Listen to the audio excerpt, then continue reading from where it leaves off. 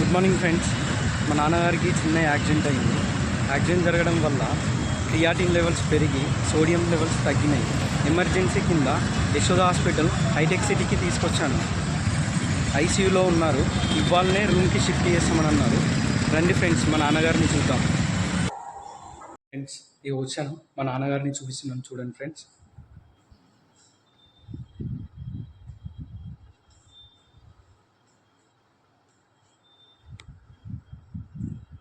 చూసారు కదా friends, room.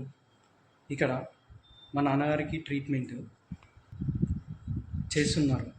Because మా నాన్నగారికి హెల్త్ ఇన్సూరెన్స్ ఉన్నది కాబట్టి నేను సేఫ్గా ఉన్నాను. ఇక్కడ ఒక రోజుకి 1,00,000 రూపాయల వరకు ఛార్జ్ చేస్తున్నారు. ఒక మధ్యతరగతి వ్యక్తి రోజుకి 1,00,000 రూపాయలు పెట్టి హాస్పిటలైజేషన్ చేసుకోగలుగుతాడా అంటే చేసుకోలేడు. డెఫినెట్లీ చేసుకోలేడు. ఒకవేళ చేసుకున్నా కానీ అప్పు చేసుకోవాల్సి వస్తుంది, లేదంటే ఏదన్నా అమ్మి చేసుకోవాల్సి వస్తుంది. నేను చెప్పేది ఒకటే ఫ్రెండ్స్, పస్తులు ఉన్నైనా సరే ఒక హెల్త్ ఇన్సూరెన్స్ తీసుకోండి.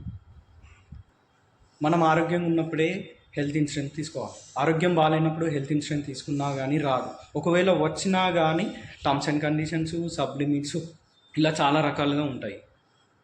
వీడేంది హెల్త్ ఇన్సూరెన్స్ తీసుకోమని చెప్తున్నాడు అని అంటే మీరు ఏమనుకున్నా పర్లేదు ఫ్రెండ్స్, తప్పు అనుకున్నా పర్లేదు. దెబ్బ తాకినానికి నొప్పి విలువ తెలుస్తుంది. ఎందుకు అని అంటే 2021లో మా అమ్మగారికి క్యాన్సర్ వచ్చింది.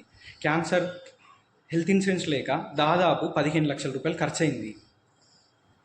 మా అమ్మగారు చనిపోయిన తర్వాత ఇమ్మీడియట్లీ నేను చేసిన మొట్టమొదటి మంచి పని ఏంటంటే మా నాన్నగారికి హెల్త్ ఇన్సూరెన్స్ తీసుకున్నాను. ఇప్పటి వరకు మా నాన్నగారు హెల్త్ ఇన్సూరెన్స్కి 3 ఇయర్స్ అవుతుంది. ఈ 3 ఇయర్స్ కలిపి 1,50,000 రూపాయలు ప్రీమియం కట్టాను.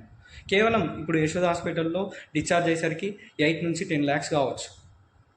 హెల్త్ ఎమర్జెన్సీ ఎప్పుడు ఎలా వస్తుందో ఎవ్వరం చెప్పలేం ఫ్రెండ్స్.